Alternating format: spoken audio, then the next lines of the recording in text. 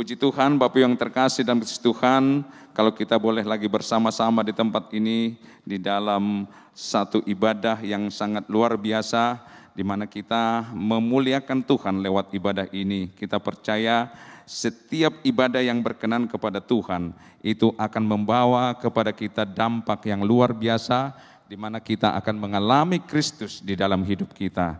Nah, saudara kekasih, saya mengajak kita untuk membuka Alkitab kita di dalam Roma 6 ayat yang ke-20 sampai ayatnya yang ke-23. Dalam Roma 6 ayat 20 sampai yang ayat yang ke-23.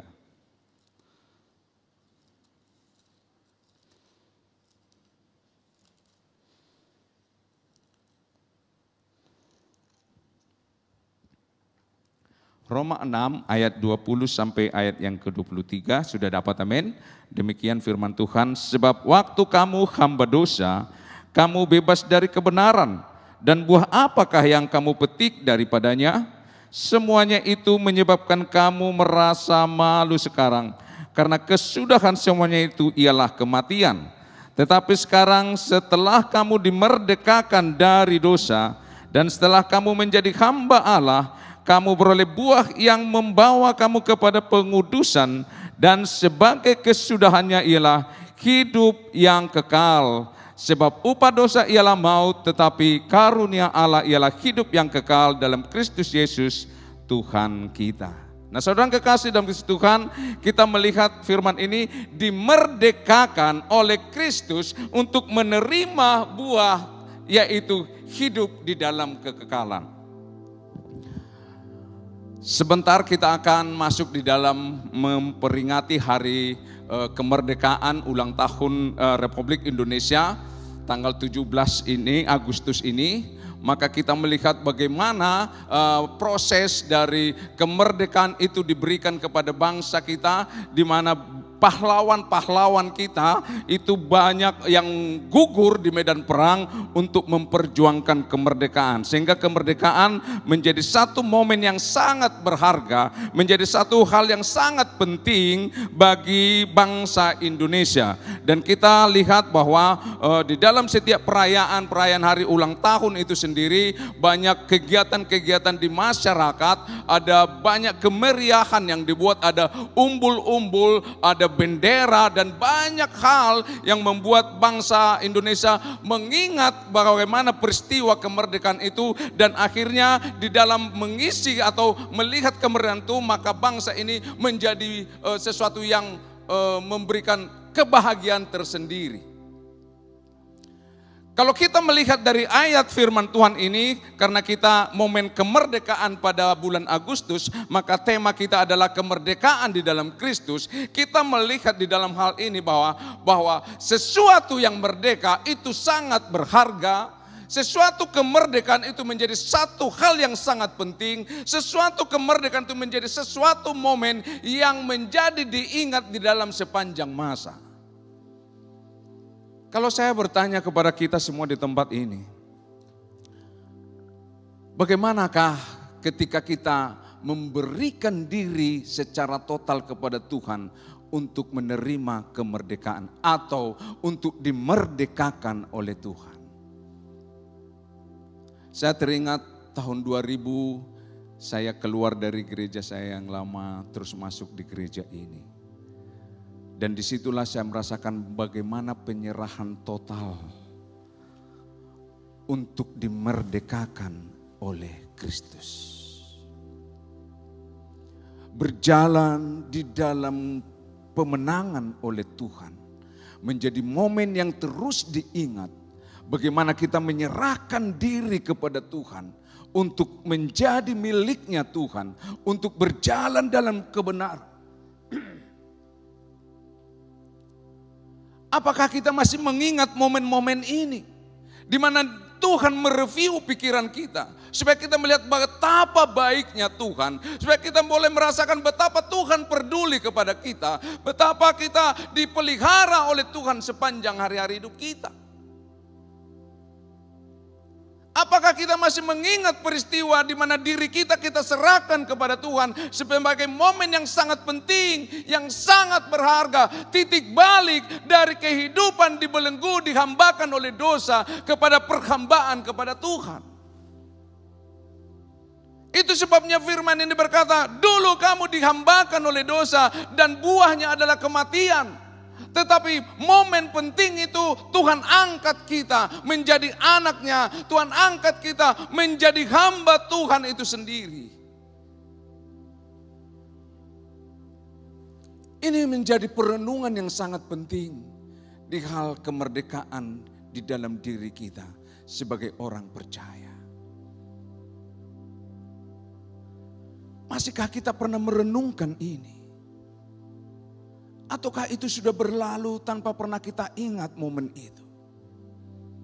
Kalau setiap hari ulang tahun kita rayakan, kita ingat menjadi satu peristiwa, padahal waktu itu kita masih bayi, yang kita tidak mengerti bagaimana proses kita lahir sebagai pribadi di dalam sebuah keluarga.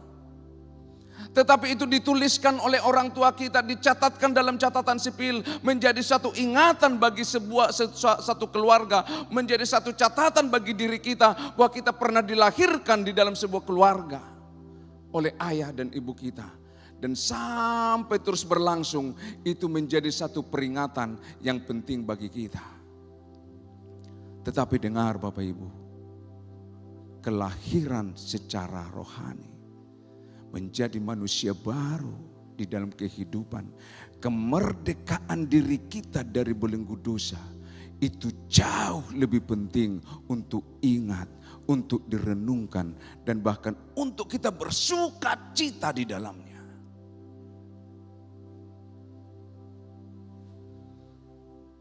Kalau kita melihat dalam perjanjian lama, bagaimana orang Israel diperbudak selama 430 tahun di Mesir. Ketika Musa membawa mereka keluar dari tanah Mesir ke tanah Kanaan, di mana ada madu dan susu yang berlimpah-limpah di sana. Mereka dituntun oleh api di malam hari, dan mereka dituntun oleh tiang awan di siang hari. Mereka berjalan di dalam kekuatan Allah, mereka berjalan di dalam pimpinan Tuhan. Dan begitu mereka sampai di tanah Kanaan, mereka buat itu menjadi tahun 1 bagi bangsa Israel. Mereka mengingat itu suatu peristiwa yang sangat penting. Kemerdekaan mereka dari perbudakan itu menjadi sangat penting bagi bangsa Israel. Sehingga mereka tuliskan itu menjadi tahun pertama atas kemerdekaan. Dan sampai hari ini tahun itu dituliskan dan dihitung terus. Mereka dipimpin oleh tiang api. Dan mereka dipimpin oleh tiang awan. Dalam perjalanan mereka membawa bangsa Israel dalam kemerdekaannya. Peristiwa Paskah di tulah yang ke-10 menjadi peringatan bagaimana mereka dibebaskan, dimerdekakan dari kematian anak sulung. Dan itu dicatat menjadi satu hal yang sangat penting. Itu sebabnya dikatakan sebenarnya orang Kristen itu merayakan Paskah harus luar biasa, harus sesuatu yang sangat dimegahkan. Untuk mengingat bagaimana peristiwa kemerdekaan itu datang kepada kehidupan orang Israel. Dan bahkan itu kematian Kristus menjadi Paskah yang menjadi sangat momen yang sangat penting untuk membebaskan umat manusia dari belenggu kematian oleh dosa.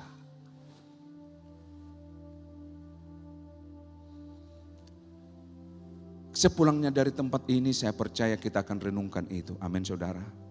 Bagaimana momen penyerahan diri kita itu kepada Tuhan. Atau adakah mungkin orang belum menyerahkan dirinya kepada Tuhan, tapi dia tetap beribadah dengan seadanya.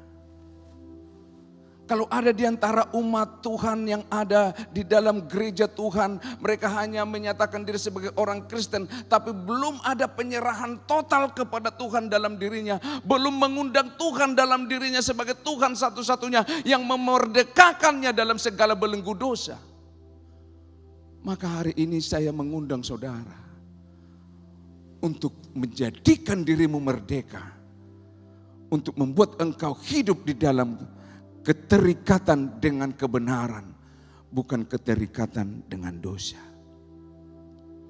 Satu peristiwa di Israel di zaman Elia, ada krisis iman yang terjadi, ada krisis kepercayaan kepada Allah yang sedang terjadi di sana. Kalau kita baca di dalam 1 Raja-Raja 18 itu dikatakan bahwa bangsa Israel, rakyatnya itu sudah tidak percaya lagi kepada Allah seutuhnya. Sehingga mereka menyembah Baal. Tetapi pada peristiwa itulah Elia memberanikan diri untuk bertarung dengan Baal itu sendiri. 450 Baal dia tantang untuk menyatakan kebenaran supaya menghilangkan krisis iman, krisis kepercayaan dari orang-orang Israel pada waktu itu. Ini diingatkan kembali oleh gembala pembina kita. Ada kayu yang disusun, ada lembu yang dipersembahkan, ada 4 buyung air yang ditumpahkan. Kalau orang Israel keluar dari Mesir dengan tiang api dan tiang awan. Tapi peristiwa untuk membebaskan orang Israel keluar dari krisis iman, keluar dari krisis percayanya kepada Tuhan.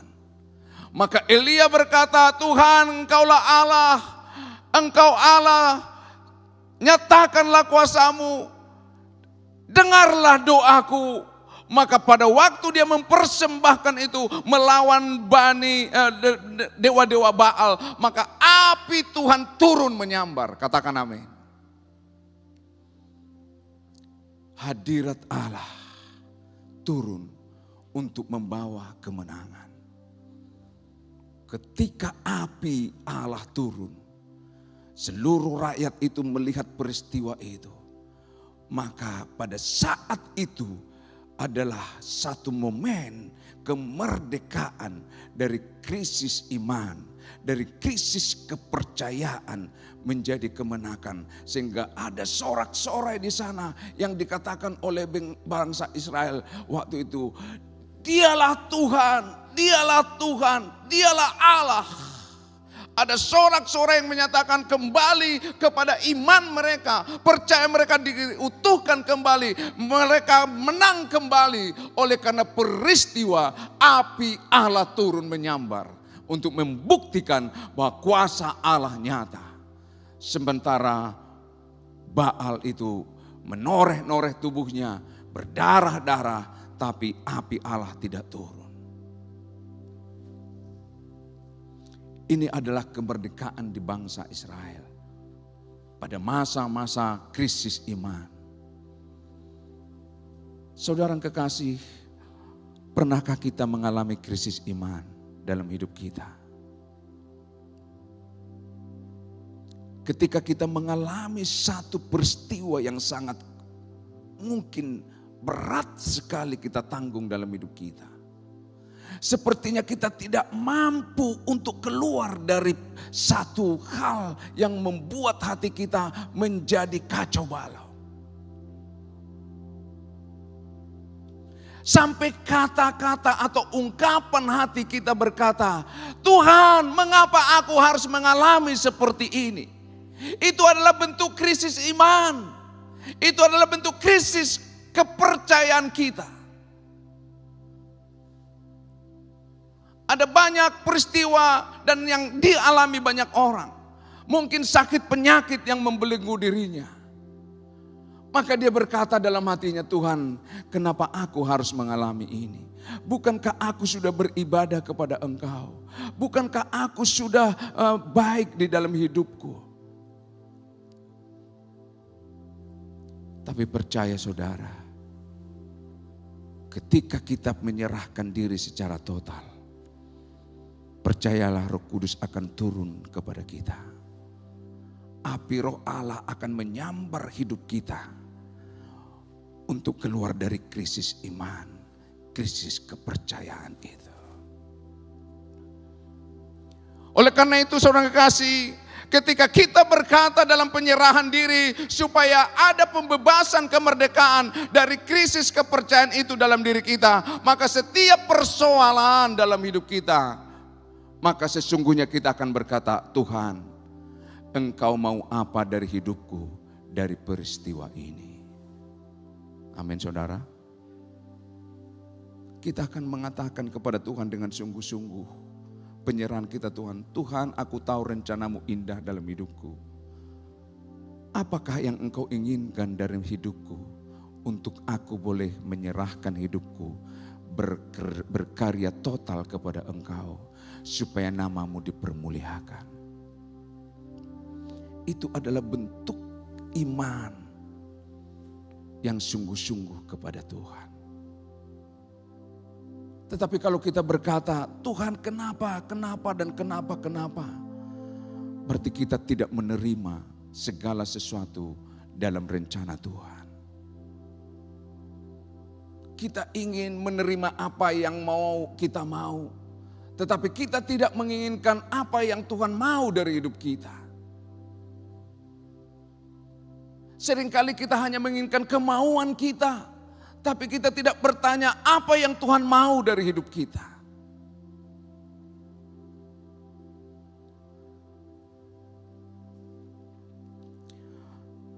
Oleh karena itu saudara kekasih, di dalam Galatia 5 ayat 1 dikatakan, jangan mau dijajah lagi. Lepaskanlah dirimu dari belenggu-belenggu. Kalau kita boleh melihat bagaimanakah kemerdekaan kekristenan pada saat ini?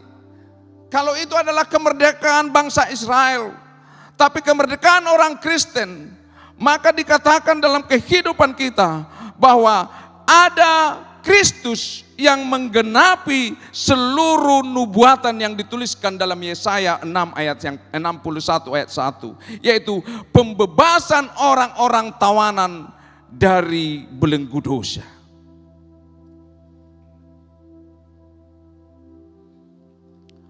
Ada pembebasan yang ada di dalam diri kita, yang Tuhan kerjakan. Kita akan dibebaskan dari belenggu dosa. Dikatakan ada di sana hal sakit penyakit yang dilakukan oleh si setan dalam hidup kita, menggerogoti kita seperti Ayub yang rasakan dalam hidupnya. Tuhan izinkan itu boleh terjadi. Tetapi itu adalah satu karya Allah di mana Tuhan mau nyatakan kemuliaannya dalam diri kita.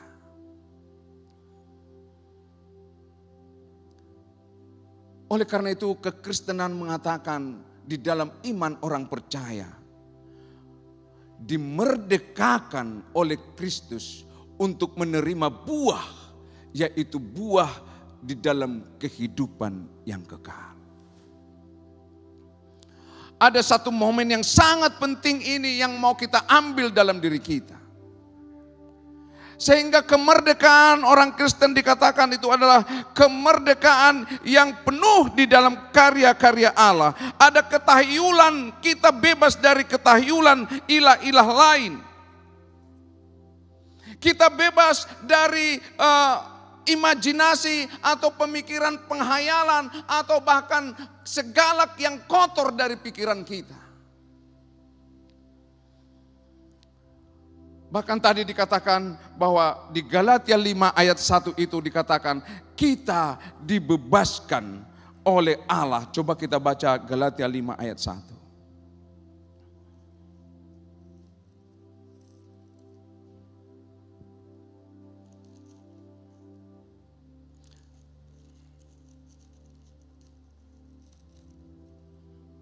Supaya kita sungguh-sungguh merdeka. Kristus telah memerdekakan kita, karena itu berdirilah teguh dan jangan mau lagi dikenakan kuk perhambaan. Artinya Tuhan mengatakan, jangan lagi kamu tinggal di dalam perhambaan oleh dosa. Kamu dimerdekakan oleh karena itu berdirilah teguh di dalam Tuhan. Ketika kita melihat peristiwa sebuah negara merdeka, katakanlah Indonesia. Perserikatan bangsa-bangsa telah mengakui, dunia telah mengakui kemerdekaan itu. Arti kemerdekaan itu sendiri adalah ada hak penuh untuk mengelola diri sendiri. Ada hak penuh untuk mengelola bangsanya tanpa tergantung lagi kepada orang lain. Itu adalah kemerdekaan. Ada hak penuh yang mengelola diri sendiri. Tetapi kemerdekaan hak mengelola diri sendiri tentu ada pembatasannya. Secara kalau dikatakan dalam bernegara atau kita sebagai masyarakat, ada pembebasan di dalam kemerdekaan, tetapi ada faktor pembatas di dalamnya, yaitu ketertiban. Betul saudara? Ketertiban adalah faktor pembatas dari kemerdekaan itu sendiri di dalam kehidupan bermasyarakat. Kita bebas melakukan apa saja, tetapi sepanjang itu tertib dan damai. Tapi kalau itu menimbulkan pidana, contoh, aku bebas melakukan apa kepada Pak Adi, tetapi kalau dia tidak sejahtera, berarti saya sedang melanggar kemerdekaan itu sendiri. Betul saudara? Nah, oleh karena itu dikatakan di dalam firman ini, di dalam Galatia ini, jangan lagi engkau terikat atau terbelenggu dengan perhambaan dosa. Atau janganlah engkau lagi masuk di dalam perhambaan itu sendiri. Saya mengatakan tadi, kalau sebuah negara sudah merdeka secara sah dan diakui oleh bangsa-bangsa dalam perserikatan bangsa-bangsa, tetapi seringkali negara itu selanjutnya berjalan, ada penjajahan-penjajahan baru yang terdapat di dalamnya. Seperti mungkin penjajahan ekonomi, ada penjajahan politik. Seringkali negara itu sudah merdeka, tapi dia tidak mampu mengelola negaranya dengan baik. Sehingga ada bangsa lain yang masuk ke dalamnya melakukan penjajahan secara ekonomi. Dan itu semua orang tahu. Ada penjajahan secara politik, secara halus masuk dalam penjajahan itu. Kalau kita lihat di dalam diri kita, Bapak Ibu yang kekasih, seringkali kita berkata, aku sudah menjadi lahir baru, aku sudah merdeka, aku dimerdekakan oleh kemenangan bersama dengan Kristus. Tetapi seringkali kita tidak sadar ada belenggu-belenggu yang baru. Ada belenggu-belenggu yang kita tidak sadari dalam diri kita, yang mengikat kita di dalamnya. Kita sudah dibaptis dalam bentuk kemerdekaan bersama Kristus. Engkau mati dikuburkan bersama kematian Kristus. Dan engkau dibangkitkan menjadi kebangkitan bersama hidup Kristus. Dan engkau menjadi manusia baru. Itu proses pembaptisan sebagai tanda kemerdekaan. Sebagai simbol kemerdekaan. Sebagai wujud dari penyerahan diri kita kepada Tuhan. Tetapi setelah kita berjalan dalam kehidupan ini, seringkali kita dibelenggu oleh penjajahan-penjajahan baru. Ada hati yang tidak tulus, ada mata yang tidak kudus, perkataan yang menyakiti. Padahal kita sudah menjadi baru. Kita tidak sadar ada pornografi yang mengikat kita. Kita tidak sadar ada kebohongan-kebohongan yang mengikat kita di dalamnya. Sekalipun kita katakan, aku sudah merdeka di dalam Kristus. Aku sudah dibebaskan. Aku menjadi manusia baru. Tetapi ada cara yang lembut iblis membisikkan. Ada cara yang soft, yang lembut sekali. Dia datang untuk membelenggu diri kita. Dan kita tidak sadar bahwa kita sedang dibelenggu di dalamnya. Oleh karena itu Bapak yang kekasih, Gembala pembina kita Pak Niko mengatakan, kita harus masuk di dalam kemerdekaan melalui 2 Tawarik 7 ayat 12 sampai 16. Bisa dibaca.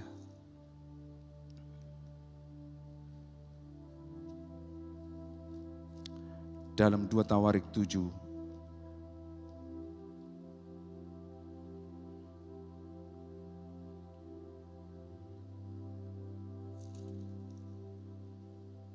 ayatnya yang ke-12 sampai 16, demikian firman Tuhan.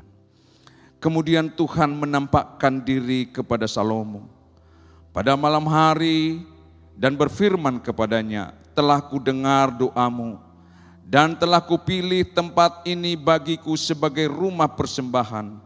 Bila mana aku menutup langit sehingga tidak ada hujan, dan bila mana aku menyuruh belalang memakan habis hasil bumi, dan bila mana aku melepaskan penyakit sampar di antara umatku, dan umatku yang atasnya namaku disebut merendahkan diri, berdoa dan mencari wajahku, lalu berbalik dari jalan-jalannya yang jahat, maka aku akan mendengar dari surga dan mengampuni dosa mereka, serta memulihkan negeri mereka.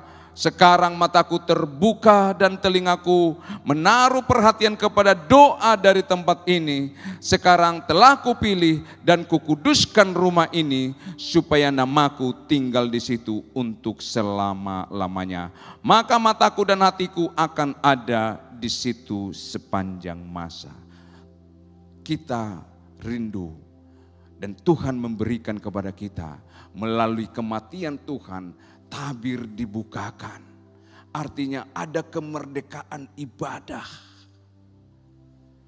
Bukan seremonial, bukan selebriti yang menjadi pedoman utama atau yang terpenting dalam sebuah ibadah. Tetapi kehadiran Tuhanlah menjadi ukuran dari ibadah itu berkenan atau tidak berkenan kepada Tuhan.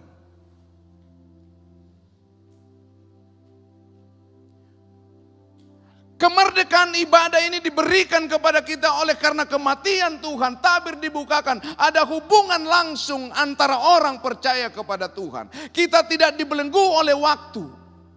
Amin saudara. Kita tidak, waktu jam sekian sampai jam sekian kamu boleh berdoa, lainnya tidak boleh. Kita tidak dibelenggu oleh jasmania, artinya pembasuhan diri atau apapun. Kita diberikan kemerdekaan. Tuhan hanya melihat hati kita yang terikat kepada Tuhan. Itu menjadi ukuran yang utama dalam sebuah ibadah. Kita dibebaskan, ada kemerdekaan ibadah untuk langsung boleh menyembah Allah kita di dalam nama Yesus Kristus tanpa ada lagi yang menghalangi. Itu sebabnya dikatakan menara doa dibuka 24 jam. EPT itu dinyatakan. Azusa Praise Tower, kita ada di sana 24 jam, seluruh dunia berdoa di sana. Bahkan Pak Niko dikatakan itu menjadi EPT, itu menjadi api Pentakosta turun di era Pentakosta yang ketiga. Yang menyatakan kepada kita Bapak Ibu kekasih, bahwa di tempat ini, di rumah ini namaku disebut dan aku hadir di tengah-tengah mereka. Artinya tidak dibatasi oleh waktu, tidak dibatasi oleh apapun. Kehadiran Allah itu menjadi ukuran utama di dalam sebuah ibadah. Kemerdekaan ibadah itu sangat luar biasa. Tapi pernahkah kita mau masuk di dalam kemerdekaan ibadah itu sendiri?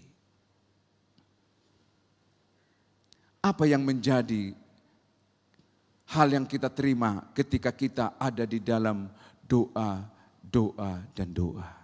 Yang pertama, kemerdekaan ibadah akan menginsafkan kita bahwa kita adalah makhluk ciptaan Allah. Menginsafkan kita bahwa kita ini diciptakan oleh Tuhan. Kemerdekaan ibadah akan mengingat kita bahwa kita lahir oleh karena anugerah Tuhan. Sehingga kita akan beribadah kepadanya dengan sungguh-sungguh.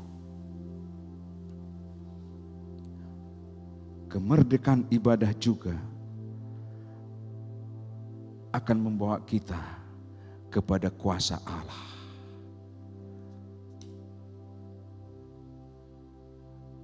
Engkau akan menerima kuasa apabila Roh Kudus turun atas engkau. Engkau akan menjadi saksiku di Yudea, Samaria, sampai di Yerusalem, sampai ke ujung-ujung bumi. Kalau Tuhan berkata, datanglah kerajaanmu di bumi seperti di surga. Tuhan menyatakan, apabila engkau mengalami kuasa Allah, sesungguhnya kerajaan surga sudah turun atas engkau. Kemerdekaan ibadah harus menurunkan kerajaan Allah turun atas hidup kita.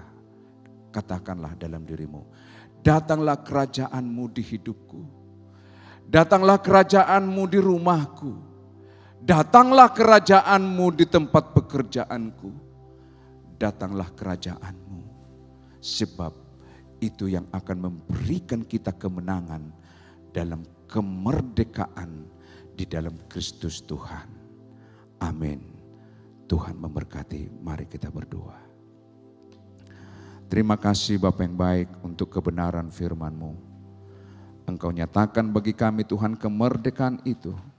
Supaya kami Tuhan mengingat betapa baiknya Engkau dalam hidup kami. Datanglah kerajaan-Mu di hidup kami. Datanglah kerajaan-Mu di umat-Mu. Datanglah kerajaan-Mu ya Tuhan. Di setiap akses kehidupan kami. Sebab dalam kerajaan-Mu lah kuasa-Mu nyata dalam hidup kami. Terima kasih Bapa. Terima kasih. Terpujilah Engkau Tuhan. Dalam nama Yesus kami mengucap syukur. Amin.